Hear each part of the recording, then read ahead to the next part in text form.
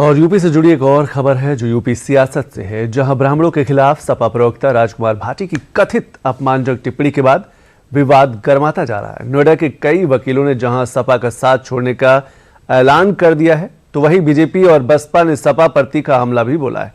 क्या है पूरा मामला, सब कुछ इस रिपोर्ट में।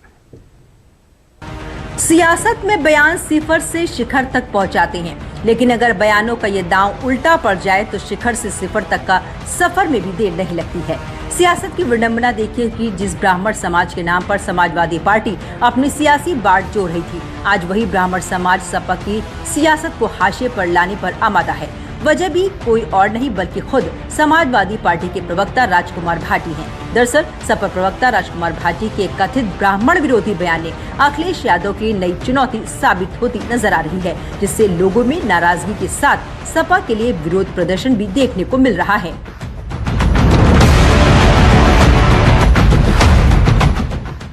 एक टेलीविजन डिबेट के दौरान कथित तौर पर ब्राह्मण समुदाय के खिलाफ अपमानजनक और आपत्तिजनक टिप्पणी की थी, जिसके बाद इस मामले में सपा प्रवक्ता राजकुमार भाटी बुरी तरह से घिर गए हैं। पूरे प्रदेश में उनकी आलोचना और उनके खिलाफ प्रदर्शन हो रहे हैं।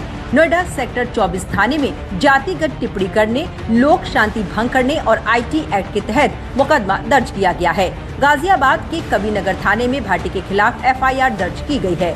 सपा ने जिस दादरी से 2027 के चुनाव का शंखनाद किया था, अब वहीं से सपा की मुश्किलें बढ़ती नजर आ रही हैं। सपा के कई बड़े नेता अब भाटी के बयान के बाद सपा से किनारा कर रहे हैं। 14 मई को गौतम बुद्ध नगर के अध्यक्ष मनोज भाटी और सचिव शोभाराम चंद्रीला ने सपा से इस्तीफा दिया है, जिसके बाद इस मामले ने लगातार तूल पकड़ लिया है, जिससे ये तो साफ हो गया है कि मामला इतनी जल्दी शांत होने वाला नहीं है। नोएडा के बार एसोसिएशन के निर्वाचित अध्यक्ष एवं सचिव शोभाराम चंद्रीला ने सपा से इस्तीफा दे दिया है। शोभाराम चंद्रीला 13 साल से समाजवादी पार्टी से जुड़े थे। अध्यक्ष मनोज भाटी ने सपा अधिवक्ता सभा के राष्ट्रीय सचिव पद से भी त्याग पत्र दिया है। इनके साथ ही सैकड़ों अधिवक्ताओं ने भी पार्टी छोड़ दी है। बार में करीब 700 ब्राह्मण अधिवक्ता हैं, जिनमें भारी नाराजगी फैली हुई है। 17-18 साल से समाजवादी पार्टी से जुड़ा हुआ हूँ, सक्रिय सदस्य के रूप में कार्य कर रहा हूँ। छात्र सभा में भी, अधिवक्ता सभा में भी पदाधिकारी रहा हूँ पूर्व में।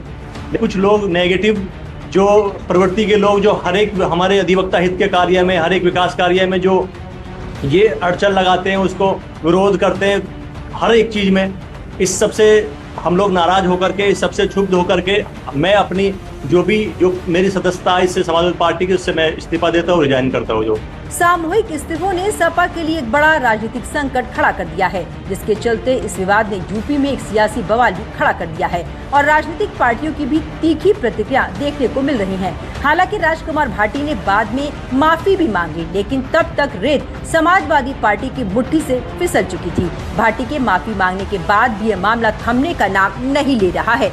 पूरे प्रदेश में सपा के खिलाफ न सिर्फ ब्राह्मणों की नाराजगी दिख रही है, बल्कि सियासी गलियारों में भी सपा की खूब किरकिरी हो रही है। बसपा सुप्रीमो मायावती ने सोशल मीडिया प्लेटफॉर्म X पर एक पोस्ट शेयर किया, जिसमें उन्होंने सपा पर तीखा हमला बोलते हुए लिखा कि पुलिस केस के बावजूद सपा नेतृत्व की चुप्पी उनकी संकीर्ण जातिवादी और ब्राह्मण विरोधी सोच को दर्शाती है। उन्होंने अखिलेश यादव से तुरंत ब्राह्मण समाज से माफी मांगने की मांग की। अखिलेश जिस ब्राह्मण समाज का हितैषी बनकर सवर्ण वोटरों को लुभाने की कोशिश कर रहे थे, अब वही ब्राह्मण समाज उनसे नाराज है। यूपी के डिप्टी CM ब्रजेश पाठक ने भी सपा पर करारा हमला बोला। ब्रजेश पाठक ने X पोस्ट में सपा के बयान को निंदनीय बताते हुए कहा कि ये सपा का असली घृणित चरित्र उजागर करता है, जिसे देश का ब्राह्मण समाज कभी बर्दाश्त नहीं करेगा। यूपी में कांग्रेस और सपा साल 2027 में एक साथ चुनाव लड़ने का दम भर रहे हैं, लेकिन इस मुद्दे पर सपा को कांग्रेस का भी साथ नहीं मिला।